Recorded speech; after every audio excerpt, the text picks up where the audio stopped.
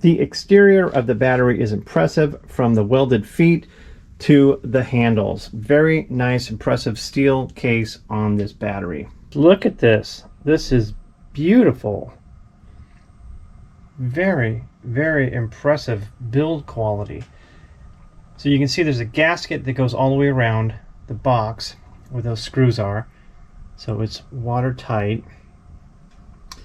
Looks like there's a Class T fuse right there. Just really, really nice wiring. Everything looks clean and tight. Impressive build. If anyone sees anything, let me know. I would love to hear what you think, because this looks really, really nice. Like every other battery, the BMS is the brains of the battery, and a battery is only as good as the BMS.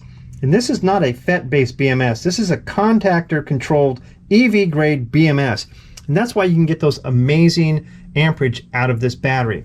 Just look at these gorgeous cells one more time. Look at these bus bars. Look at this wiring. I mean, just look at that bus bar. You know, clean and neat and orderly and professional. I mean, I'll say it again. This is a craftsman battery. This is put together by somebody who really, really cares. And I do so many battery teardowns, and this just stands out. That's why I'm just amazed at it. It's like art.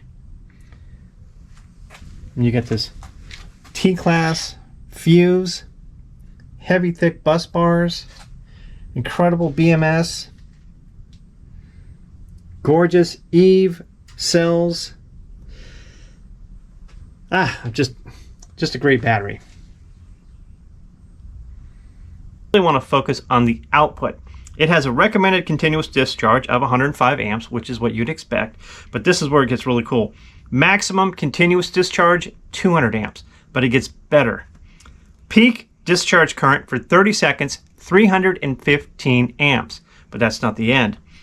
Peak current discharge, 3 seconds, 600 amps. Now this is designed for a golf cart, and that means that when you're going up that hill in your golf cart, it is just going to have all of the power there to push you up that hill. So it's an incredibly powerful battery that can output a ton of energy. I did a capacity test. It hit the 5376 watt hours as I expected.